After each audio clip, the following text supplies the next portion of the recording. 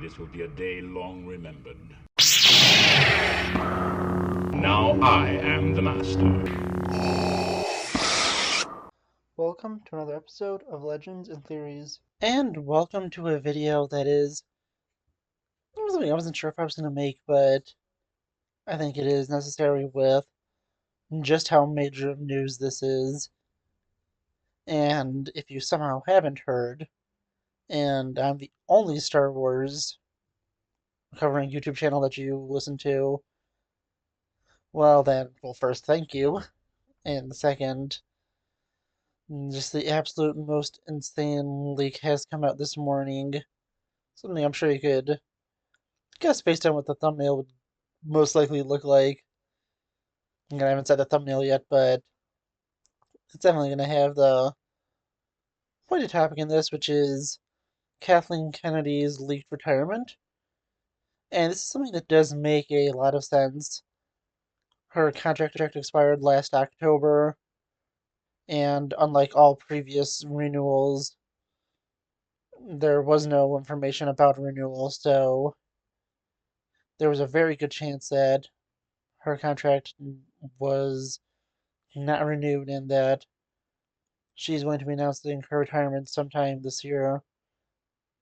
The thing I've been hearing that I think makes the most sense was it was going to be at Star Wars Celebration, although that might be a little awkward based on the feeling that most people have.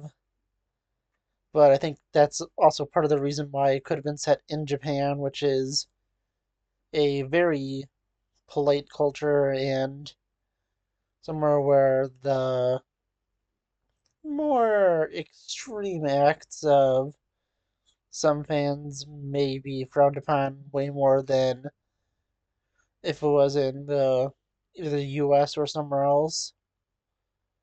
So, who knows, maybe that's even the reason that Celebration is in Japan to try and reduce that negative reaction. Although that's more conspiracy theory than anything. But it's time to go into the real reason of this video. It's not going to be a celebration of this. I don't want to alienate my audience, and, well, I've personally already had like 10 to 11 hours to sit on this. I learned at like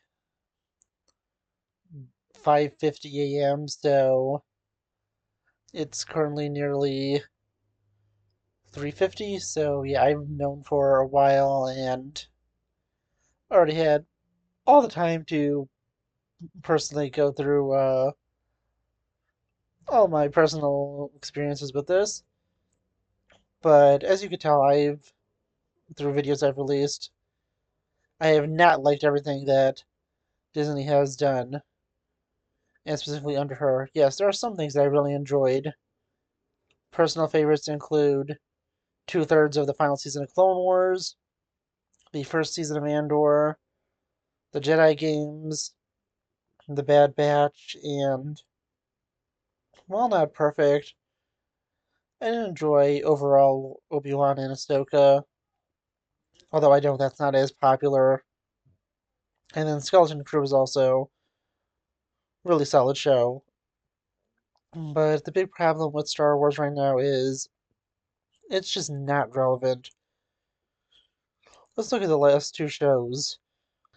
And that's only since we haven't had a movie since 2019, and, well, it's 2025. That was 6 years ago, and it's still over a year, although it's just barely over a year at this point, until we get our next Star Wars movie being The Mandalorian and Grogu next May. So it's just, as I'm saying, it's just crazy to look at this that, well, one, under her leadership, that we haven't got a movie in, but will at least be, I mean, it won't be a full 7 years, to be more, 6.5 since it released the last one released at the end of 2019.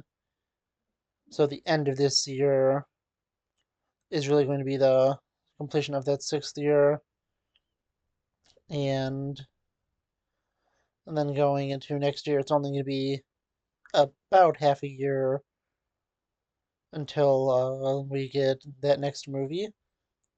But so it's insane. Star Wars is a movie franchise, and it's been over half a decade, nearly three-quarters of a decade, or actually, basically exactly if it's, or sorry, it's 6.5 years. I don't always think it's 7.5, but it's just barely under three-quarters of a decade where we haven't got a Star Wars movie. And yeah, we've had big Star Wars movie gaps before, but there was also no other Star Wars content besides books, comics, and games coming out. We had multiple TV shows coming out in between, and if they could get those out, they should easily have been able to get out a movie. Especially since most of these, like Boba Fett and Obi-Wan, were initially intended to be movies. But just going back to this, and that point I wanted to get to earlier, The Acolyte, in my personal opinion, absolutely terrible show. Something I will never be watching again. Maybe once in like 5 to 10 years. But that is a show that really I think outside of its first, second, and I think it's maybe final week, although I'm not 100% confident on that. Last one wasn't able to make it into the top 10 streaming shows, and although Skeleton Crew was an incredible show, it wasn't able to make it into top 10 at least once, and that only counted original streaming shows, which it just shows just how much Star Wars has fallen as an IP. And then, although this is more of a statement of the quality of the game and Ubisoft itself, the game from last year's Star Wars Outlaws, at least in Europe, was outsold by Jedi Survivor, which released the year before that. So, I mean, that's even more catastrophic for this franchise. And just speaking of games themselves, it's a complete disaster there too, where about 20 years ago, you were getting at least two, maybe three Star Wars games a year. It started to fall off towards the end of that as it transitioned into the Disney era. But still, it was at least one game a year. But now we've had like six, maybe seven games in the last 11 years, and that's honestly just so disappointing. We've only seen the two Jedi games, the two Battlefront games, Squadrons, Outlaws, and then two Lego Star Wars ones being Force Awakens and Skywalker Saga. But TT Games is usually on top of it, although I have no idea what they're doing right now with Lego. So that's I'm not even gonna go into that. But besides that, 8 Star Wars games, and they've had the license for 11 years. Actually, 9 with I don't know if you could count Hunters because that's sort of a mobile game, but sort of not because it is on some consoles. So let's just say 8.5 Star Wars games in 11 years, and that's almost fully because of EA and them wanting to do really nothing with the IP and them having, I think it was at least 8 years, maybe 9 or 10. I don't remember exactly when the EA deal went out, but it is now, and we actually have other studios making it. And with this, I am not including any re-releases of any classic Star Wars games, although we get into interesting stuff about how there was a disaster with KOTOR 2 on the Switch with them promising the restored content, and the even more disastrous launch of the Battlefront Classic Collection last year. So yeah, it's probably just best not to talk about those re-releases because it's just going to make this case look even worse. But if we just take a look at really everything I'm talking about, there's really one commonality, and that is Star Wars has not been doing well. Even looking at the comics, it's just not been too interesting. Yeah, I've collected most of the main Star Wars line, and I'm still at whatever was after the more of the bounty hunters in terms of reading order. Yeah, I've been behind a lot on reading recently, and there has been some stuff I wanted to read, and a lot of stuff I want to read more than the Star Wars books. But Star Wars is my favorite franchise, and it's just really sad to look at the fact that I'm like 2 to 3 years behind in the comics, and I'm not even really super motivated to go and start reading them, even though I basically own all of them.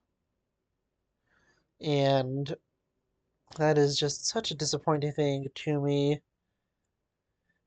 And then the books also, I don't think they've had too many ones that are truly incredible, although they did have a incredible one that did release today, which is something I really want to get back to after I finish going and recording this video, because The Mask of Fear has been a very enjoyable read so far. But I'm gonna have to go back to that and don't want to give too many spoilers before I have my review, which is hopefully on Saturday. But we'll see if I finish it in time. I should have enough time, and I expect to be done with it in 2 days, but that's another story. But really, outside of the two big EU authors that have returned for at least a few books, being Timothy Zahn and James Luceno, I don't really think there are too many truly incredible new Star Wars canon novels. There are some fun ones, but really, I think the only ones I can think of that are really good that's not from a author that started in the EU is I think Lords of the Sith wasn't from someone from the EU, and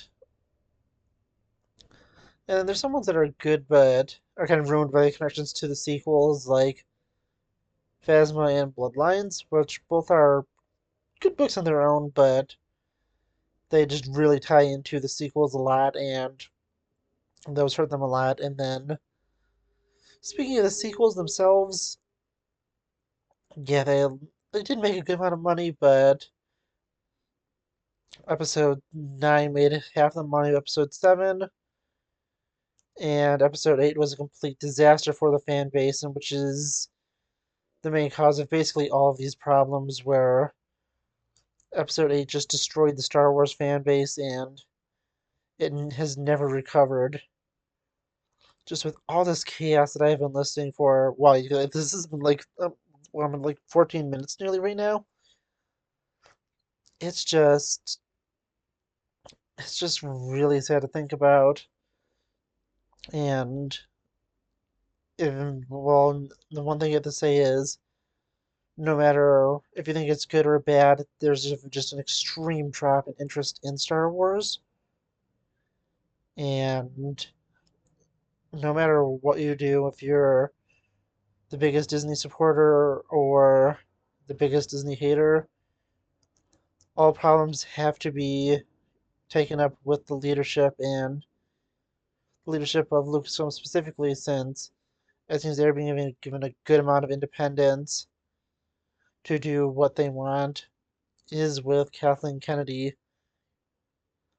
And the thing is, with all these mistakes, they really haven't had any acknowledgement that they have been making any mistakes, or that fans haven't been appreciating what's going on. If we take a look at Marvel, yeah, they've had a few rough years, but they've at least gone and acknowledged fans have had issues. They haven't been blaming the fans, and they've promised to do better. They've directly mentioned stuff that fans are criticizing, and very directly, instead of doing it very subtly, they literally had Deadpool making fun of the entire concept of the multiverse and how everyone's just really tired of it. yeah, that wasn't a multiverse movie itself, but it still was something to go and truly acknowledge just how they have made some mistakes. Even says that Marvel is at a low point, and they're at least willing to acknowledge, yeah, they have made some mistakes. People haven't enjoyed things an extreme amount, and they're going to at least try to do better and do things that could at least interest the fans. We've seen no real statement like that from Star Wars. Closest thing to it is the cancellation of the Acolyte, which was basically just the Last Jedi 2.0 and caused a lot more chaos. But what's all this stuff leading up to? Why am I talking about just all these problems Star Wars has had? Because, as I mentioned earlier, Kathleen Kennedy is retiring, and this is their one and only chance to go and fix this. There's so many people who have said, and this is from what I've seen in other places, that they're not giving Star Wars a chance until she is gone, and Star Wars is now going to be able to get new leadership, and they could really fix this. What they need to do is they need to go and make a really good amount of quality shows, and especially movies. They need a good win in the movie theaters. Hopefully that starts next year with The Mandalorian and Grogu. But then it needs to continue on, and they need to continue to win after win and make sure they don't just get the non important stuff right, because take a look at it. The stuff that they, by what I've seen from most fans, have got, fully right is they got The Mandalorian right, they got Andor right, well, Mandalorian for seasons 1 and 2, they got Andor right, they got Clone Wars mostly right besides the Martez sister arc, and they got Bad Batch right and the Jedi games right. But if you take a look at everything besides the final season of Clone Wars, nothing had any major characters in it. The stuff that they caught wrong is the Acolyte, which the only major characters to appear in that is cameos from Ki-Adi-Mundi, Darth Plagueis, and Yoda, where technically only one of those 100% should have been in there. Although Darth Plagueis is like a 50-50 where he technically could have been there, but would have been pushing things a little bit. But looking at the really, really major things that they messed up Kenobi and they messed up the sequel trilogy. And I mentioned earlier, yeah, I overall enjoyed Kenobi. It was a really flawed show, but I thought it was overall enjoyable. But the problem with that is most people didn't like it as much as me, and as I said, I thought it was overall enjoyable, but it was still extraordinarily flawed. And to a lesser extent, Ahsoka, but just so many major things that they just absolutely had to get right. They completely messed up, and now that we're going into this new era, they need to make sure that, yeah, everything is good, but they need to make sure those major things need to be done correctly. Now, looking at things that they can do, I think that the best thing to do to go and appeal to hardcore fans without having to hurt any of their current fans, as they decide sort of on the fate of everything, is restart the EU or Legends. That is the absolute best first move they can make to try and at least apologize to fans. It's so disappointing that the EU was cancelled, and it has just so many great stories in it. I've been reading through it. I am currently on Legacy of the Force, Book 2. I believe it's titled Bloodlines, and absolutely just incredible read. With this, they were able to do whatever they wanted because they didn't have to go to any fixed endpoint. So they're able to have major things happen with characters like Luke, Han, and Leia. There are deaths of major characters like Chewbacca and even the kids of both Anakin and Jason Solo.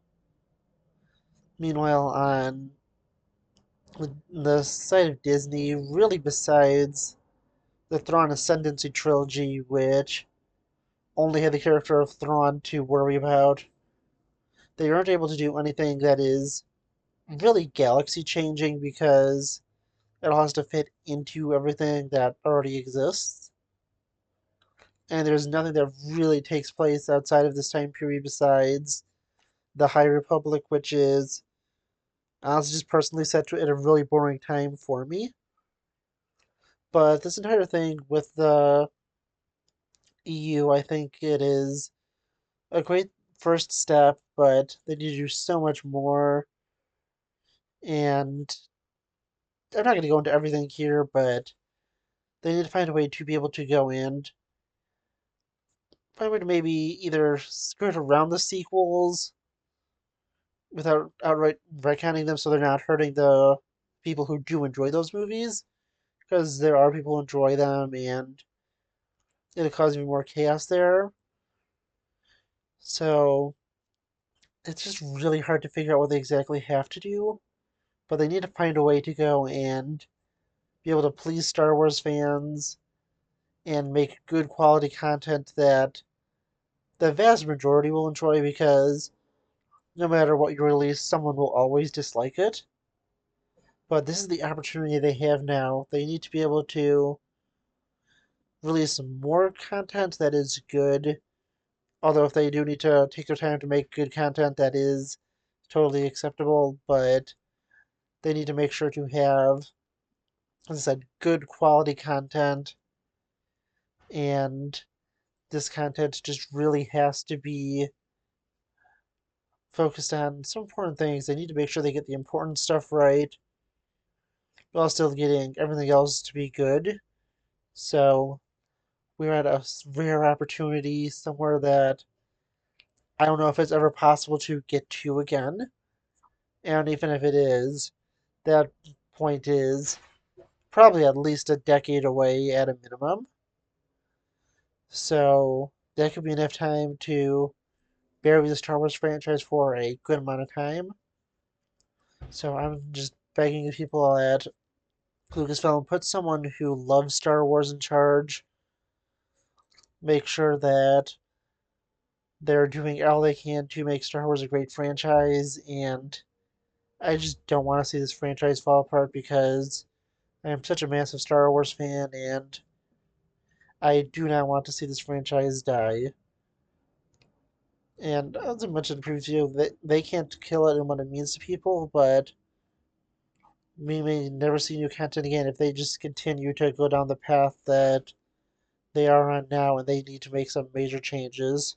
Oh, one final thing that I nearly forgot to mention, and it's because it's such a joke at this point, is they need to find people who are actually willing to go and commit to making Star Wars projects because everything that's been happening over the last few years with the movie specifically, yeah, I mentioned we haven't been getting any, but I forgot to talk about the utter joke it is that every single movie project or some TV show projects even are announced and later quietly canceled. One I didn't directly mention where we get a direct confirmation of it is The Acolyte, but we have, although I don't think it's a great idea because of how his movie was received, the Ryan Johnson trilogy is still technically being made. The same with the Taika Waititi movie. I think did officially get the movie from the people who made Game of Thrones canceled because they went over to Netflix. And there's just so many other projects that have been announced, like Rangers of the New Republic, Rogue Squadron, which, from all we're hearing, is technically still being made, but if you hear how many times in this single section I've been saying is technically still being made, you'd probably start getting enough money to fund the movie yourself. So If I at least if I listed through all of them, because I've only mentioned it twice so far. But yeah, honestly, it's an absolute joke on that front. It's such a shame, and they really do need to get better at that. And even with the people that they have hired, Star Wars is their last priority. They talk about in interviews and they're asked, "Hey, when are you getting to Star Wars?" They're like, "Yeah, I'll get it to eventually after do these like five other projects and I have some free time. But if another project comes up, maybe I'll do that first." And they need to find people who are dedicated, wanting to do Star Wars, and I'll put that as the next thing that they're doing. Yeah, maybe they're in the middle of filming something right now, and they need to finish that up, but it shouldn't be like, yeah, I'll do this in like 20 years or something. I'll eventually get to it. If they're gonna hire someone, that person better be ready to work within, depending on where they are in their filming. But also, I'd say that they probably should hire someone that's towards the end of the, or at least maybe the middle of the film. They should be ready to go and start on Star Wars after, I'm saying, at the most extreme, a year and a half. But I feel like it should be as soon as possible within 6 months. But yeah, maybe if they are finishing something up and they do have a good idea for a Star Wars project, they should get that chance to finish up whatever they're currently working on and then be able to go and move on to Star Wars. But they need to find people who want to do Star Wars and that's going to be the next thing they do, not the thing that's going to be put at the end of the list. Because that's also just a great insult and is something that causes every time you get into a Star Wars announcement, people to say, I'll believe it when I see it, and that's what makes things such a great shame. But yeah, honestly, I want to know what you think of all this. What's your thoughts on Kennedy's retirement? And if you have one of the people who says you're going to be staying away from Star Wars, are you going to consider coming back after she is gone? Assuming that this rumor is true, although it does seem like it is because basically all the major news sources are reporting on it. So please let me know what you think in the comments, and I'll see you on the next episode of Legends and Theories. Thank you for watching this episode of Legends and Theories.